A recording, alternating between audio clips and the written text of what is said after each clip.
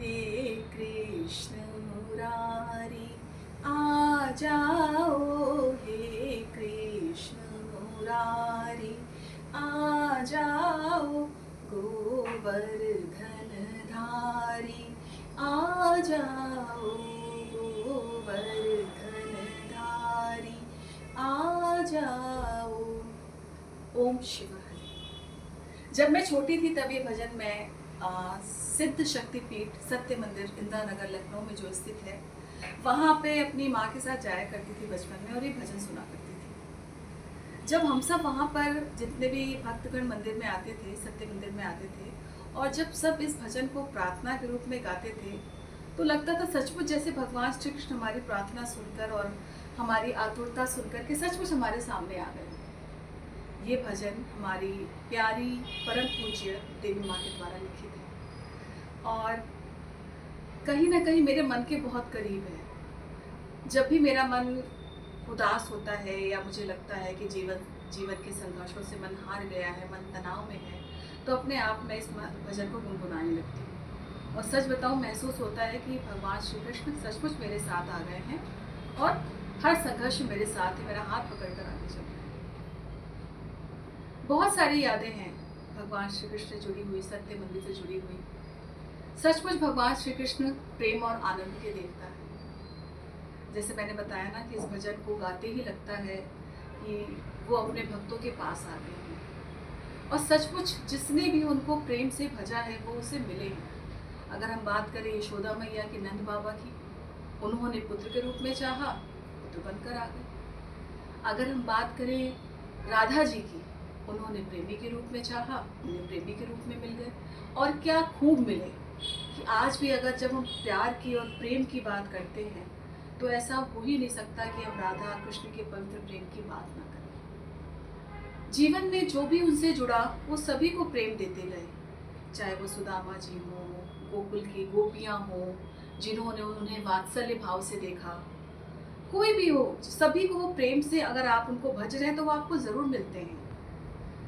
और ऐसा नहीं है कि जीवन भर वो हमें प्रेम सिखाते हैं, प्रेम के साथ साथ भी वो हमें त्याग भी सिखाते हैं। अगर आप भगवान श्री कृष्ण का जीवन चरित्र, उनकी नीतियों को देखेंगे तो आपको पता चलेगा कि जितना कुछ भगवान श्री कृष्ण से छूटा है उतना शायद ही किसी से छूटा हो। जन्म लेते हैं, माता पिता छूट जाते हैं, यशोदा मैया नंद बाबा मिलते हैं, वो छूट जाते हैं, मथुरा छूटती है, गोकुल छूटता है, संगी साथी छूटते हैं, उनका प्रेम राधा जी उनसे छूटती हैं। इतना सब कुछ छूटने के बाद भी खुश कैसे रहा जा सकता है, ये तो श्री कृष्ण ही सिखा सकते हैं आपको। आज की पीढ़ी को जब जरा सा कुछ भी छूटते हुए, जीवन से उनके हटते हुए देखती हूँ तो लगता है कितनी ज़रूरत है उन्हें एक ऐसे महागुरु, भगवान श्री कृष्ण जैसे महागुरु की।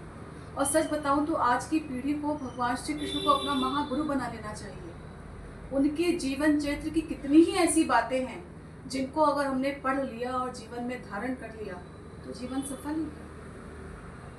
तो अगर आपको लगता है कि ये सारी बातें मुझे कैसे पता, मैं इतनी रुचि के साथ आपको ये सारी बातें क्यों बता पा रही हूँ, तो उसका माध्यम है, उसका सोर्स है ये भक्त वत्सल मासिक पत्रिका, जो कि आप सिद्ध शक्तिपीठ सत्य मंदिर इंदिरा नगर लखनऊ से प्राप्त कर सकते हैं। अगर आप घर बैठे भी इसको प्राप्त करना चाहते हैं तो फ़ोन नंबर नोट कर लीजिए 8881756976। सच मानिए भगवान कृष्ण बहुत प्यारे हैं और अगर आपने सच्चे मन से उनको अपने जीवन की डोर समा दी ना तो वो आपके सच्चे सारथी बनकर आपके साथ हैं। तो आप भी पढ़िए ये भक्त वत्सल मासिक पत्रिका। इसमें भगवान श्री कृष्ण के जीवन चरित्रों को एक अलग नज़रिए से आपके सामने प्रस्तुत किया गया है। उनके जीवन की वो नीतियाँ जो आज भी हमारे जीवन में किस तरह प्रासंगिक हैं वो आपको बताया गया है। भागवत गीता की वो बातें जो उन्होंने हजारों वर्षों पूर्व कही थी, लेकिन अगर आज भी उनको जीवन में हम धारण करते हैं तो किस तरह एक सार्थक बदलाव हमारे जीवन में आ सकता है।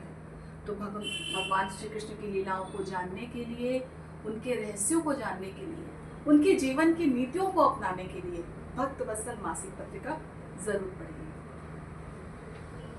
ओम शिव।